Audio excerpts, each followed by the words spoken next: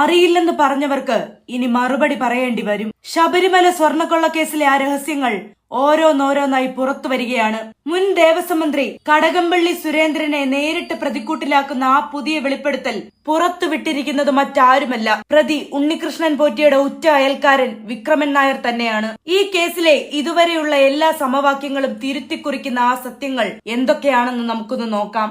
ഈ കേസിനെ കുറിച്ച് നമ്മൾ ഇതുവരെ കേട്ട കഥകളെല്ലാം മാറി മറിയാൻ പോകുന്ന ഒരു നിമിഷമാണിത്. കാരണം സ്വർണ്ണക്കൊള്ള കേസിലെ മുഖ്യപ്രതിയായ ഉണ്ണികൃഷ്ണൻ പോറ്റിയെ തനിക്ക് വ്യക്തിപരമായി അറിയില്ലെന്നും വെറും ഒരു സ്പോൺസർ എന്ന നിലയിൽ മാത്രം കണ്ടിട്ടുള്ള പരിചയമേ ഉള്ളൂ എന്നുമാണ് കടകംപള്ളി സുരേന്ദ്രൻ ഇതുവരെ ആവർത്തിച്ച് പറഞ്ഞിരുന്നത്. എന്നാൽ ഒരു മന്ത്രിയുടെ വാദങ്ങൾ എത്രത്തോളം പൊള്ളയാണെന്ന് തെളിയിക്കുന്നതാണ് അദ്ദേഹത്തിന്റെ തൊട്ടടുത്ത അയൽക്കാരന്റെ ഈ സാക്ഷിമൊഴി. നമുക്ക് ഈ കഥയുടെ തുടക്കത്തിലേക്കൊന്ന് പോകാം. ഉണ്ണികൃഷ്ണൻ പോറ്റിയുടെ വീടിന് തൊട്ടടുത്താണ് വിക്രമൻ നായർ താമസിക്കുന്നത്. ഒരു മതിൽ അപ്പുറവും ഇപ്പുറവും നിൽക്കുന്ന 50 വർഷത്തോളമായി പരസ്പരം അറിയുന്ന അയൽക്കാരാണിവർ. ഉണ്ണികൃഷ്ണൻ പോറ്റിയെ കുട്ടിക്കാലം മുതലേ അറിയാവുന്ന വിക്രമൻ നായർ അദ്ദേഹത്തെ ഉണ്ണി എന്നാണ് വിളിക്കുന്നത്. അത്രയും അടുത്ത ബന്ധമുള്ള ഒരാൾ പറയുന്ന കാര്യങ്ങൾ തള്ളിക്കളയാൻ ആർക്കും കഴിയില്ല. ഒരു ചാനൽ പ്രവർത്തകൻ ആ പ്രദേശത്ത് പോയി നാട്ടുകാരോട് സംസാരിച്ചപ്പോഴാണ് കടകംപള്ളി സുരേന്ദ്രൻ ഈ വീട്ടിലെ സ്ഥിരം സന്ദർശകനായിരുന്നു എന്ന് ഞെട്ടിക്കുന്ന വിവരം ലഭിക്കുന്നത്. പലരും ക്യാമറയ്ക്ക് മുന്നിൽ പറയാൻ ഭയപ്പെട്ടപ്പോൾ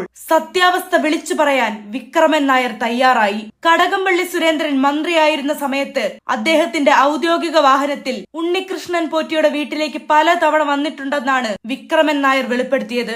ഇവിടെ ഗൗരവകരമായ ഒരു ചോദ്യം ഉയരുന്നുണ്ട്. സാധാരണഗതിയിൽ ഒരു മന്ത്രി ഒരു വീട്ടിൽ വരുമ്പോൾ അവിടെ എന്തെങ്കിലും ചടങ്ങോ കല്യാണമോ മരണമോ ഉണ്ടാകണം.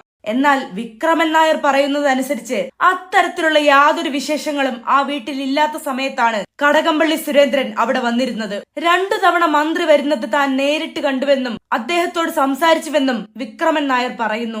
ആദ്യ തവണ വന്നപ്പോൾ മന്ത്രി പെട്ടെന്ന് തന്നെ മടങ്ങിപ്പോയി. എന്നാൽ രണ്ടാമത്തെ സന്ദർശനം വളരെ പ്രത്യേകതയുള്ളതായിരുന്നു. അന്ന് മന്ത്രി അവിടെ ഏറെ സമയം ചെലവഴിക്കുകയും ഉണ്ണികൃഷ്ണൻ പോറ്റിയുടെ വീട്ടിൽ നിന്ന് ആഹാരം കഴിച്ചതിന് ശേഷമാണ് മടങ്ങിയതെന്നും അയൽക്കാരൻ വ്യക്തമാക്കുന്നു. ആഹാരം കഴിക്കാൻ മാത്രം അടുത്ത ബന്ധമുള്ള ഒരാളെ അറിയില്ലെന്ന് പറയുന്നത് എത്രത്തോളം വിരോധാഭാസമാണെന്ന് നിങ്ങളൊന്ന് ചിന്തിച്ചു നോക്കൂ. ലേഖകൻ ഇതിനെക്കുറിച്ച് കൂടുതൽ വ്യക്തത നൽകുന്നുണ്ട്. വിക്രമൻ നായർ വെറും ഒരു അയൽക്കാരൻ മാത്രമല്ല, ഈ കേസുമായി ബന്ധപ്പെട്ട് പോലീസ് നടത്തിയ മഹസറിലെ പ്രധാന സാക്ഷിയാണ്. ഉണ്ണികൃഷ്ണൻ പോറ്റിയുടെ അമ്മയെ അമ്മയെന്ന് വിളിക്കുന്ന അത്രയും അടുപ്പം അദ്ദേഹത്തിന് ആ കുടുംബത്തോടുണ്ട്. സ്വർണ്ണക്കൊള്ള കേസിലെ പ്രതി അറസ്റ്റിലായതിനു ശേഷം ആ വീട് നോക്കി നടത്തുന്നത് പോലും ഈ വിക്രമൻ നായരാണ്. കഴിഞ്ഞ ദിവസം ED ഉദ്യോഗസ്ഥർ പരിശോധനയ്ക്ക് വന്നപ്പോൾ വീട് പൂട്ടിയിട്ടിരിക്കുകയായിരുന്നു. അന്ന് ഉദ്യോഗസ്ഥർ ആദ്യം പോയത് വിക്രമൻ നായരുടെ അടുത്തേക്കാണ്. അദ്ദേഹത്തിന്റെ ഫോണിൽ നിന്നാണ് ഉണ്ണികൃഷ്ണന്റെ അമ്മയെ വിളിക്കുന്നത് പോലും. ഇത്രയും വിശ്വസ്തനായ ഒരു സാക്ഷി കടകംപള്ളി സുരേന്ദ്രനെ താൻ അവിടെ കണ്ടിട്ടുണ്ടെന്ന് പറയുമ്പോൾ അത് വെറുതെയാകാൻ വഴിയില്ല. കടകംപള്ളി സുരേന്ദ്രൻ ഇതുവരെ നൽകിയ വിശദീകരണം ഉണ്ണികൃഷ്ണൻ പോറ്റി പല പരിപാടികളുടെയും സ്പോൺസർ ആയിരുന്നു എന്നതാണ്.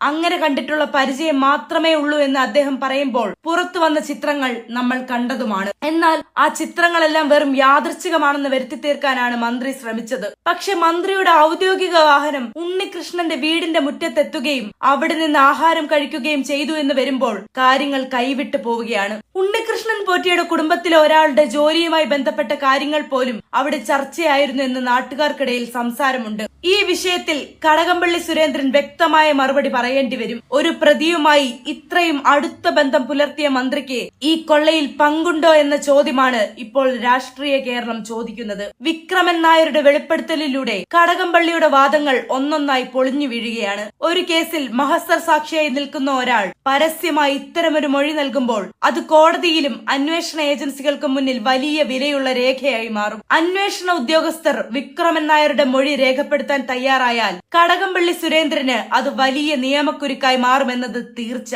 സ്വർണ്ണക്കൊള്ള കേസിൽ ഉണ്ണികൃഷ്ണൻ പോറ്റിയുടെ ഓരോ ഇടപാടുകളും അന്വേഷിച്ചു പോകുമ്പോൾ ചെന്നെത്തുന്നത് അധികാരത്തിന്റെ ഉന്നത കേന്ദ്രങ്ങളിലേക്കാണോ എന്ന സംശയം ഈ വാർത്തയോടെ ബലപ്പെട്ടിരിക്കുകയാണ്. കടകംപള്ളി സുരേന്ദ്രനെ ബന്ധപ്പെടാൻ റിപ്പോർട്ടർ ശ്രമിച്ചെങ്കിലും അദ്ദേഹം പ്രതികരിക്കാൻ തയ്യാറായില്ല എന്നതും മൗനം സമ്മതമാണോ എന്ന ചോദ്യം ഉയർത്തുന്നു. വരും ദിവസങ്ങളിൽ ഈ വെളിപ്പെടുത്തൽ കേരള രാഷ്ട്രീയത്തിൽ വലിയ കൊടുങ്കാറ്റ് തന്നെ സൃഷ്ടിക്കും എന്ന കാര്യത്തിൽ സംശയമില്ല.